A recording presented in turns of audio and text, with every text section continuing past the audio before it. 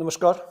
आप सभी का एक बार फिर से स्वागत है आपके अपने YouTube चैनल फिजिकल एजुकेशन अड्डा के ऊपर, जहां आपको फिजिकल एजुकेशन एंड स्पोर्ट्स की हर प्रकार की अपडेट जो है हमारे द्वारा समय समय पे दी जाती है। आज की वीडियो में हम बात करेंगे जो हमारा अभी केवीएस का एग्जाम हुआ है उसके रिगार्डिंग, और उससे हमें क्या सीख मिलती है अपकमिंग एग्जाम को लेके कि फ्यूचर में डीएसएसबी का एग्जाम होना है तो केवीएस एग्जाम से हम क्या सीख सकते हैं अभी, और कितना अवेयर हो सकते हैं कि जो गलतियां केवीएस में की वो डीएसएसबी में ना हो, और डीएसएसबी केवीएस से किस प्रकार से जो है मतलब दोनों एग्जामों में क्या अंतर होने वाला है उसको भी हम इस वीडियो में समझने की कोशिश करेंगे।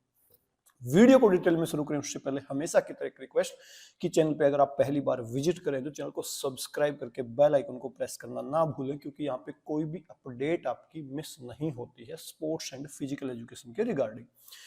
तो यहाँ पे चार चीजें जो मुझे लगता है अगर आपने केवीएस का एग्जाम दिया है तो बिल्कुल सीखी होंगी मेरे अकॉर्डिंग। पहली चीज हम बात करेंगे एग्जाम पैटर्न की। भाई यहाँ पे तीन नाम लिखे गए हैं, डीएसएसबी, केवीएस, एनवीएस, और यहां पे लेवल देखेंगे ना, डीएसएसबी, एनवीएस, केवीएस। तो 2021 की मैं बात कर रहा हूं, जब डीएसएसबी का 2021 में पेपर हुआ था तो उसका पैटर्न आपने देखा कि किस प्रकार से चीजें वहां पे जो है आई हुई थी। उसके बाद आपने एनवीएस का एग्जाम देखा 2022 में, और 2023 में आपने अब केवीएस का एग्जाम देखा। तीनों ही एग्जाम पैटर्न में कुछ इस प्रकार के क्वेश्चंस थे कि ऊपर एक स्टेटमेंट दे दी, नीचे चार चीजें दे दी या पांच दे दी, उसमें से पूछ ली कि कौन सी ऊपर दिए गए क्वेश्चन के अकॉर्डिंग सही है या कौन सी सही नहीं है। तो इतने सारे ऑप्शंस यहाँ पे दिए गए थे, तो एग्जाम पैटर्न जो है बिल्कुल चेंज होता हुआ फिलहाल जो है नजर आ रहा है। तो ये तो आपको समझ आ गया होगा कि इन फ्यूचर जो एग्जाम होगा डीएसएसबी का वो कैसा आ सकता है।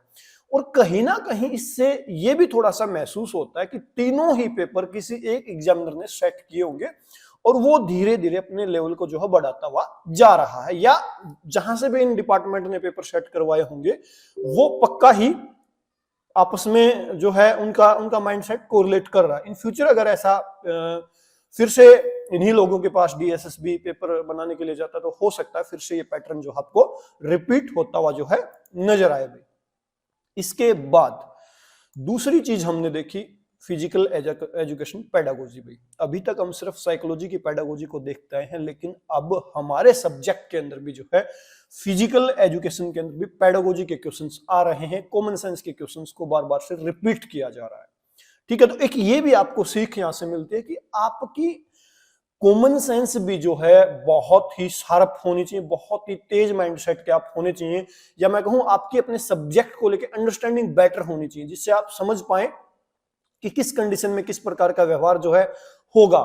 ठीक है, इसके बाद हमने एग्जाम पैटर्न देखा, पेडागोजी देखी। अब एक जो क्वेश्चन आता है उसमें एक ही टॉपिक से रिलेटेड पांच बातें आपको दे दी जाती है और पूछ ली जाती है कि कौन सी सही है या कौन सी नहीं है। तो अब ऐसा नहीं चलेगा कि आप सिर्फ शॉर्टपुट के घेरे को जानते हो, उसका व्यास कितना होगा, उसकी त्रिज्या कितनी होगी, बाकी चीजों को भी आपको पता होना चाहिए। उसकी हर छोटे से छोटी चीज का आपको नॉलेज जो है होना चाहिए। ये भी यहाँ पे क्लियर कट एक बात जो है पता चलती है कि टॉपिक के बारे में एक छोटे से छोटी चीज भी आप नहीं छोड़ सकते। और आज तक जो इल्जाम हम लगाते आए हैं कि हमारे सब्जेक्ट से रिलेटेड लोग नहीं लगते हैं और कोई आगे लग जाता है, तो अब वो मामला जो है यहाँ पे खत्म होता हुआ नजर आ रहा है, क्योंकि इतनी ज्यादा डिटेल्स में चीजें वही बच्चा बता सकता है जो बीपीएड से लगातार जो है अपने सब्जेक्ट से बहुत ज्यादा डीपली कनेक्टेड है और चीजों को समझने की कोशिश कर रहा है डीपली। तो ये चीज भी यहाँ पे जो है फिलहाल क्लियर होती हुई नजर आ रही है। ठीक है, इसके बाद भाई फोर्थ चीज है सबसे इंपॉर्टेंट, टाइम मैनेजमेंट। अभी केवीएस में आपके पास 180 क्वेश्चन थे और 180 क्वेश्चन की मिनट कितनी थी? 180 ही। जब आप डीएसएसबी के पेपर में बैठोगे तो आपके पास क्वेश्चंस होंगे 200 और मिनट कितनी होंगी? 120। और मैंने इस पेपर में यह पाया कि जिन बच्चों की तैयारी ठीक थी उन्होंने पेपर को करने में पूरे 3 घंटे लिए हैं। अब सोच के देखो, आप अभी आपकी तैयारी अच्छी है और आप 180 क्वेश्चंस को करने के लिए 3 घंटे पूरे ले रहे हो, टाइम वसूल आपने किया है। अगर डीएसएसबी में कुछ ऐसा ही लेंथी पेपर आया, जैसा पिछली बार हम शिकायत कर रहे हैं कि डीएसएसबी ने बहुत ज्यादा लेंथी पेपर दे दिया, तो क्या होगा, क्योंकि अभी यहाँ पे तो मैथ नहीं था, ओनली रीजनिंग थी, और रीजनिंग के इतने लेंथी क्वेश्चंस थे, स्टेटमेंट आपको जो है सिटिंग अरेंजमेंट करनी थी। तो अगर डीएसएसबी ने सेम पैटर्न रिपीट मार दिया और वहां पे तो 20 नंबर का मैथ भी है, तो हम उसको भी समय देंगे, है ना, क्योंकि वो हमारा जो मैथ और रीजनिंग का पोर्शन है 40 नंबर का, वो हमारे नंबर बनाने वाला है, तो वहां पे हमें टाइम देना पड़ेगा डीएसएसबी के अंदर 100%, ठीक है। और उसके बाद हिंदी इंग्लिश नेगेटिव मार्किंग है, ऐसा भी नहीं हर क्वेश्चन तो आपको पढ़ना पड़ेगा, हर क्वेश्चन। अब एक क्वेश्चन को आप 30 सेकंड तो देंगे कम से कम, और मैथ रीजनिंग में तो पक्का ही डबल समय लगने वाला है, तो 40 मिनट तो मैथ रीजनिंग ले लेगा। अगर आपकी स्पीड बहुत ज्यादा है तो भी 40 मिनट तो गई ना।